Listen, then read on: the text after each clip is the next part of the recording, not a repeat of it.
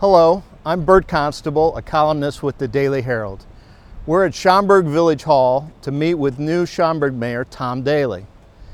He was elected as a village trustee in 1989, but in April he was elected as mayor, replacing Al Larson, the legendary mayor who held the post for 32 years. We're thinking the best way to get to know Tom Dailly might be to get in a car and just drive around Schaumburg and have the new mayor tell us about his village. Watch, there's a lady walking here. I see that. Yeah, but we'll make it right. Well, I'm 1/4 Scotch. Okay. Scott. Yeah, that's Scotch. Yeah, Scotch yeah, you drink, Scotch. right? I might be a quarter Scotch, but not on driving. No, it's. Believe it or not, I don't drink Scotch. Which my dad was like, he couldn't understand that. Yeah, and you don't golf either, right? And I don't golf. Yeah. What kind of Scot are you? I'm not a very good one according to that, but I am looking to taking up golfing. I just haven't. When I retire, so. Oh, okay. Hey, that reminds me of another question I was going to ask you. Who is older, you or Schaumburg? I'm actually older than Schaumburg. So. Yes, you are. I looked it up. Yes. Not by long, by like a year and a half or something. 3 years. Okay. So Schaumburg incorporated in 56, and I'm 53. Okay. So yeah. So we'll come to Portillo's up here on the right. Okay. Yeah. So.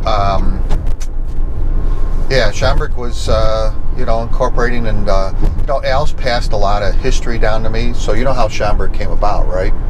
Well, I know, Germans. Well, yeah, Germans. So of course the Germans founded it, but it became incorporated because the forefathers at the time, back in '56, decided that they didn't want just any developers coming in and developing the area in any willy-nilly way, and they wanted to have their own. They wanted to define their own destiny, their own development, and how they wanted their community to look like. So that's how Schaumburg got founded. Oh, okay. That's great. Yeah, it's kind of great. You know what? I'll just take a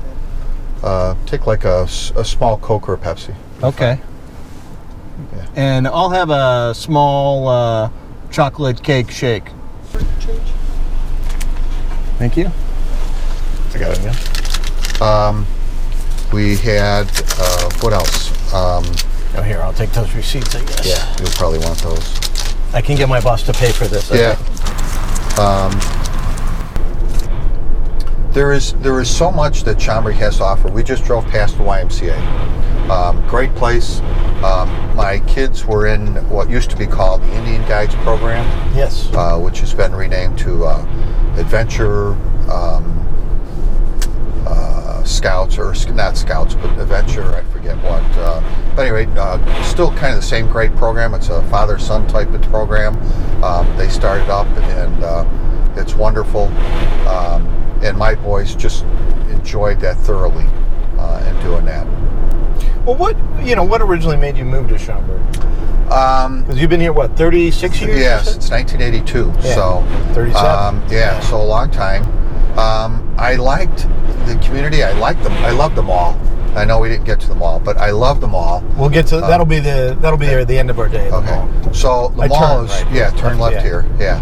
The mall is just a great place, and I went to the mall a year after they opened. Came out Oak Park, drove all the way out. It was like all the way out there, It was wow. It was. Got to get all the way out there, right? So we came out here to the mall, and I was with my girlfriend at the time, and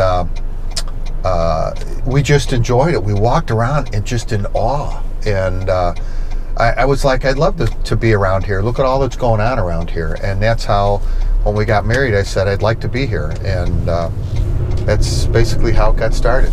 Okay. Obviously, we've struggled with the loss of Dominic's in the food store, and it is something that is top of my top 5 priorities to rectify. We've already had a conversation with Jewel to express upon them that we will not sit back and allow this center to dilapidate, which it's doing now. So the parking lot is crumbling. The building is had some issues, and due to lack of maintenance, and we're just not going to sit back. How does a village, I mean, that's private money there. How do you get that to... Well, there's a couple of different ways, and the most productive one is you want to work with people. So Tony's owns it, of course, and Jewel has this lease on it, or Albertson, which is the owners of Jewel. They have a lease on it that they're protecting their two closest Jewel facilities. So our approach to Jewel was, all right, look, we understand you don't like the idea of another mainstay grocery store here, all right, to give you that competition. Understand, business decision, it's all it is. But for us, it's a little bit more emotional. This is something that, we redeveloped over the years using TIF dollars, and we don't want to let it go like this. So what would you be willing to allow in here? All right, so maybe it's not a grocery store, but maybe it's something else. I'd love to have an Ace Hardware in there. Oh, okay. Maybe not the whole store, maybe it becomes half the store, and there's something else in the other half. Would you allow we just pass we'll pass one up here. There's some Polish, there's maybe a specialty grocery store. So up here we'll pass a Polish grocery store. Okay. There was a Polish one back there called Dailly for you or something like that. Yeah. And it's not a full grocery store. It's really a deli type of grocery store with some extra things. Sure. So it's not a full grocery store. Would you allow something like that that's kind of a specialty thing? Maybe an Indian grocery store that you're not catering to that kind of business. Would you allow us to maybe half the building gets taken up by that? So the idea is, let's work with them and see what we can do in order to get that maybe repurposed into something. But we can't leave it sit the way it is. So, right. And how much of that is the mayor's job? I mean, I think it's something that the mayor can, should help facilitate, do what they can to help bring that about. And I consider that part of my job. That's part of what I should do. Okay. And that's what I'm trying to do. I can't, you're right, there's a limitation as to how much I can do, but look around a community, and community, Al used to say, a community is more than just the brick and mortar and the blacktop and the concrete and stuff like that. Yeah, we'll go. Well, or what? Yeah, this will be left. better. Okay, let's go this way. Yeah, Plum Grove Road's under construction, and he's right. I mean, look at over here, Ashton Park. Nice entranceway. Look at how beautiful it looks coming here. You've got nice grounds, and that's what a community should be more of. You go down Schaumburg Road and you see all the landscaping that's done on Schaumburg Road. When that was first being done, people were like, well, why are we spending money doing that? But look at it now, and people are like, it's beautiful.